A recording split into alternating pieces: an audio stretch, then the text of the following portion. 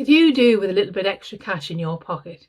Well, in this video, I'm going to tell you the 6 steps to help you to get that extra cash that you need without earning any extra money, just by doing a few calculations and by being a little bit clever with the way you manage the current money that comes into your account. If that interests you, then stick with me. So I'm going to take you through today how I budget reset. This will help you to think about your budget if you've got to reset the budget. If you've never set a budget before, it'll help you with that as well. I'm going to take you through exactly what I do to reset my budget, and towards the end of this video I'm going to share with you the 6 steps that make it really easy to reset the budget. This is a fail-safe method that I've tried and tested, and I'll tell you why as in part of the video, how I know that this absolutely works. It's absolutely the thing I go to when I want to do something like save for something really important or pay down some debt and have that extra cash in my pocket. Because let's face it, we could all do with a bit of extra cash in our pocket, couldn't we? Hello there, my name is Suzanne and this is Money Made Magic, where we look at everything to do with budgeting, frugal living and saving you a bit of money. Let's get right into that video now. So I'm going to take you through how I do a budget reset. Apologies that it's just on ordinary paper, I've not typed anything out. This is real, this is how I do it in real time. I sit and do it on paper, that's what I enjoy. And I encourage you to do the budget in any way you feel is more comfortable. So here's what I do when I reset the budget. I work out what my new rental payment is, so that's £850. My new council tax looks like it's going to be £120. That's the predicted payment from my bank account. My water rates are going to be 30. My home insurance stays the same at £17.19. I've calculated my gas and electric really on the last bill, but that does change month by month because I'm on a pay-as-you-go plan. I just prefer that. And the last bill was £113.64. It may be more, it may be less. As the winter comes in, I'm going to have to allocate more money. But I'm looking at what I've got this month. This is my car insurance, £38.56. It's gone up. There's an increase in rent, an increase in council tax, an increase in water rates, an increase in car insurance. I pay a TV licence fee monthly. I pay for YouTube Premium and Netflix. I have 2 accounts for my phone and my tablet, and I need to review that as a package. So I have a total there of £1,250.69 for those essentials. So I'll work out the essential outgoings. I'll talk you through the steps towards the end of this section of the video, because there's a particular way that I do this.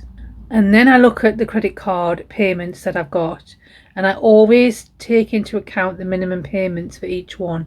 I've got 5 credit cards and the payments are all there, and there's a total of £263.26.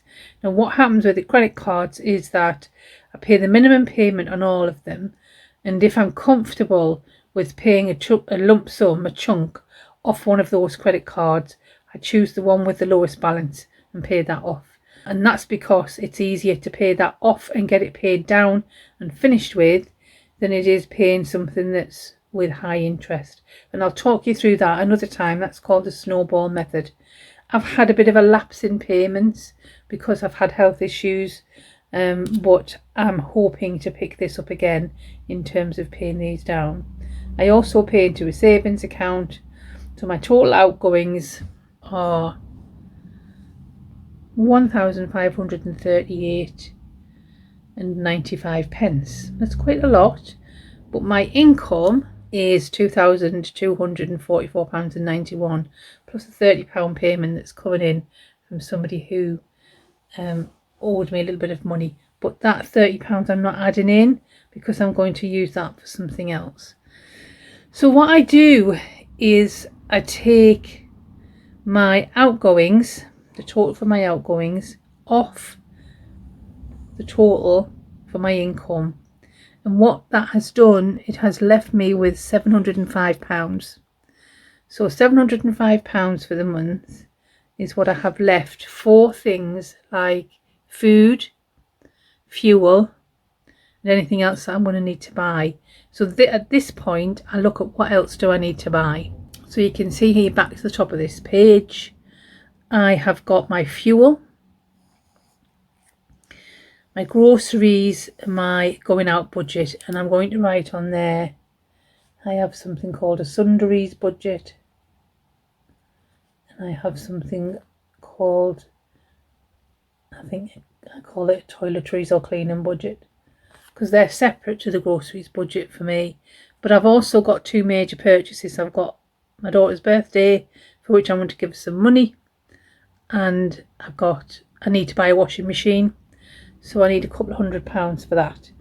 I have got £329 in my savings account, so this is what I'm going to do. I'm going to use my savings account to pay for my washing machine and my daughter's birthday. That's what I'm going to do, and then I can start building that up again, ready for the festive season. I have £1,822 in my emergency fund, but I need to rebuild that. I like it at £2,000. People do say that you should have £1,000 in your emergency fund, but I like £2,000 in there or more. It just makes me feel more comfortable.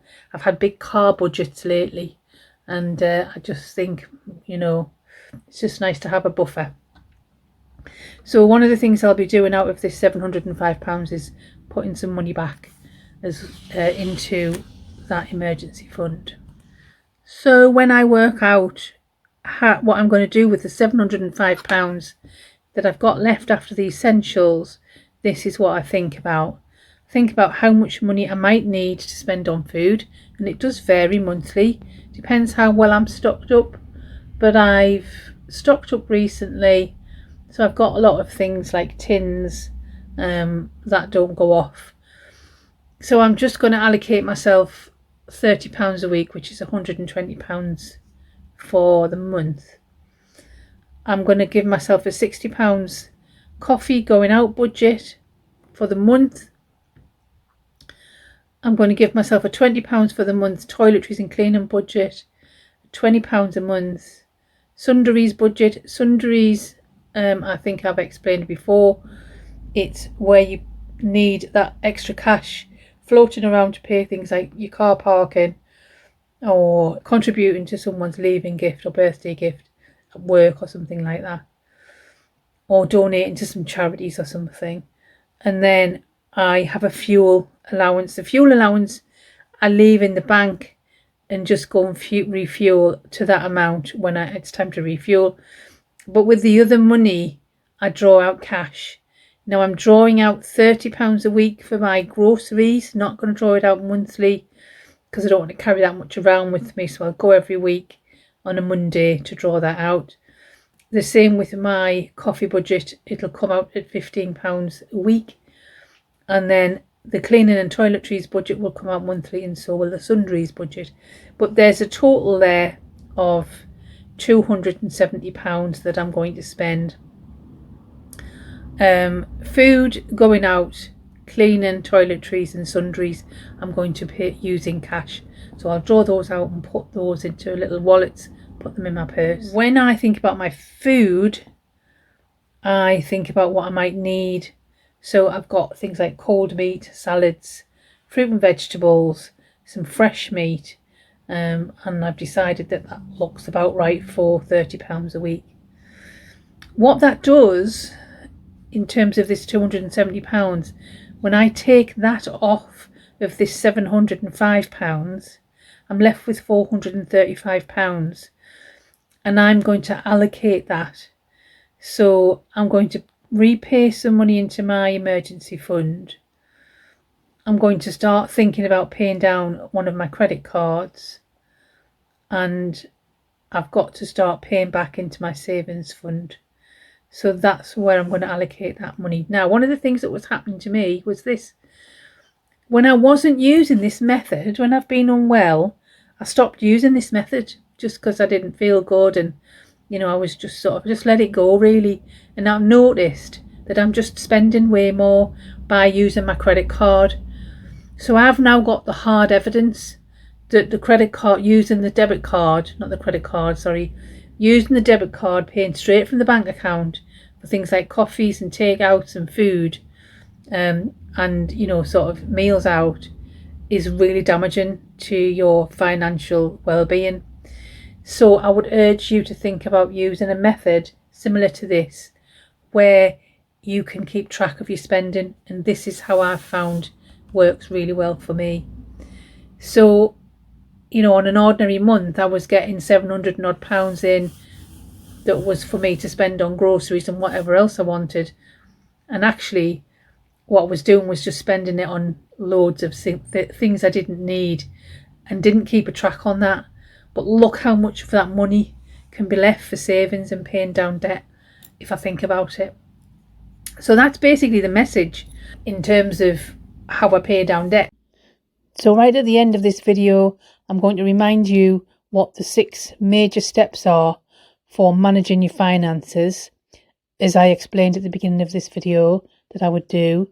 But first, I'm just going to show you how I manage my cash on a weekly and monthly basis. So I normally have that lovely holder or file with the lovely clear plastic envelopes in, but because I've moved house I can't find it, and it's time to sort my money out. We've just done the budget overhaul since moving house, and what I want to do with you now is let you see how I sort out the cash that I use every week. So I have worked out that I need £120 for the month for groceries, but I'm splitting that up into weeks. So I need £120 for the month for groceries, but I'm not going to take a full £120 out. I'm going to do my shopping weekly, so I only want to carry £30 a week with me. So the first thing I'm going to do is I'm going to get my grocery money, which will go in this little folder here, food for the week, and that's going to be £30.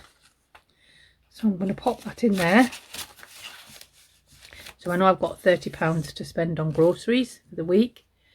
The next thing I'm going to do is I'm going to pop in my cleaning and toiletries budget, but this is going to be for the month. So I need £20 for the month for things like shampoos, toilet rolls, bleach, all of those things that you need for generally keeping your house and yourself clean. So I've got £20 in there, but that's for the month. Okay.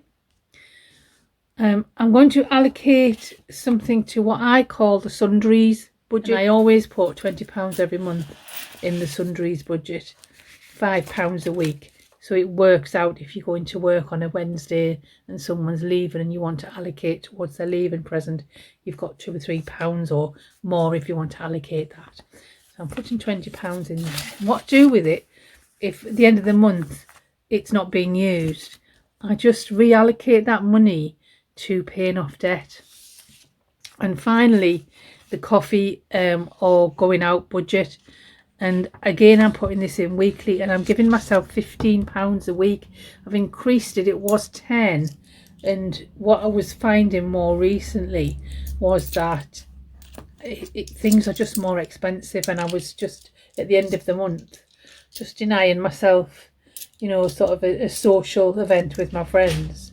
I don't do much. I don't go out much. I don't drink alcohol or anything like that. And having a coffee with a pal is just, you know, one of my, it's important to me. So I allocated myself an extra £20 a month. So I have £60 a month. So I need £15 in that budget. But I've already spent £5 of that. So I'm putting £10, and I know that's not going to go in the envelope, and I'm going to have to just pop that into my purse. But I will keep that separate from the other money. So I've already spent £5 of that, so I can't actually put that in the envelope and show you what I'm doing. But all of those will then go into my purse, and they'll be kept separate. And then when I go in to get my groceries, for example, I've got £30, and I'm just going to hand that in.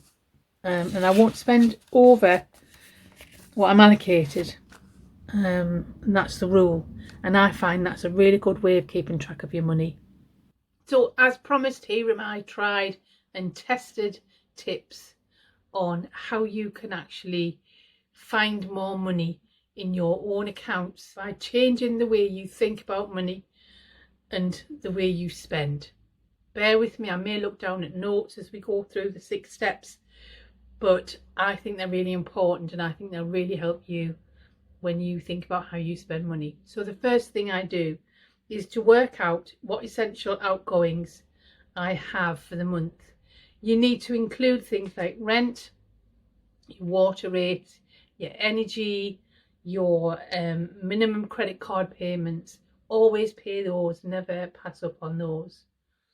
So these are the things that go out of your account every month without fail, and they must go out. I don't want you to include things like food and fuel at this stage because they can be flexible, and we will look at those as a separate thing. Then I want you to establish your income. I want you to write down how much you get into your bank account every month that's regular and reliable. All right, so if you're employed, what's your salary?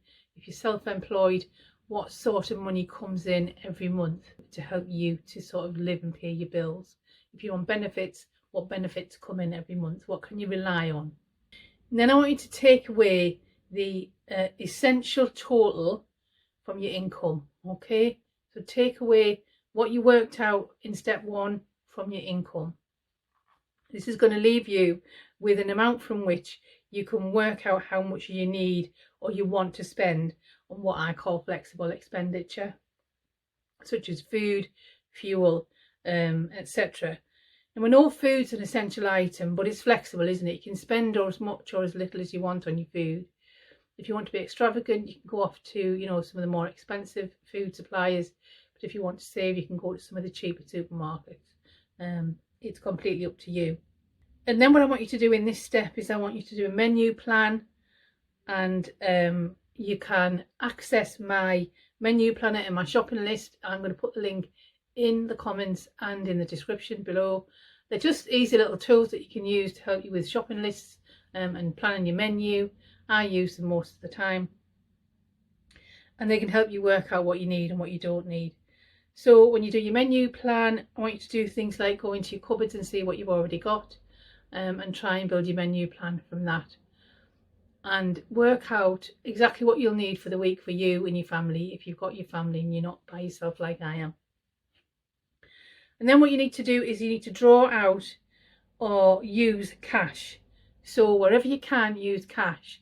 I use an envelope system, which you've seen, I've shown you that, and divide the amounts up into categories like I've done. So one for your groceries, one for your toiletries, one, you know, whatever it is that you have. I know some of you might have beauty budgets. I had that at one time. I used to pay a lot of money to get my hair done. I don't at the moment, but I used to put that away in cash. Work out exactly what you need and put that money in your purse in cash where you can, and try and pay in cash where you can, because it keeps you accountable. And the step number 6 is use every pound. So allocate everything. So even if you've, you know, if you've, like me, if you've got £705 at the end of taking off all your essentials, and you're going to spend 270 on that, on things like food and fuel, there is an amount left, isn't there? There was 400 and something pounds left, and that needs to be allocated. So for me, I was allocating that to paying off my credit cards, building up my emergency fund. You might want to put yours into a savings plan, for example. You might want to start a Christmas fund. You might want to start saving to have a deposit on your house. It's whatever it is you need. So that's my 6-step plan for managing your finances and finding yourself some extra money in your current budget. You're not having to go out and do extra jobs. You're not going to have to drive for Uber. You're not going to have to deliver pizzas. You're not going to have a side hustle if you do that. I think it's a really good fail-safe way of finding that extra money in your account. When you look through your account and you see how much you've been spending on takeouts and coffee because you've been paying with a card and not in cash, I think you'll be astonished. I know some of you don't like to pay in cash, and that's okay. And I understand you can have bank accounts where you can split your funds up and spend like that. I know some people do that, and if you can manage like that, that's fine. But it is about having a handle on your finances and it is about looking at what you're spending and giving yourself budgets and not going over those budgets. So I hope you found that helpful. It has been lovely having you with me. If you've not seen me before and you've not subscribed, please think about subscribing. It's free to do so, it doesn't cost you anything, and it'll help you see more videos that we do on budgeting and saving money on this channel. Let me know in the comments what you'd like to see next, whether you want to see anything on, you know, extreme budgeting in the grocery store, extreme budgeting in the charity shops, whatever it is you would like to see. Let me know in the comments and I'll see what I can do for you. So I'll see you all again in another video. Bye.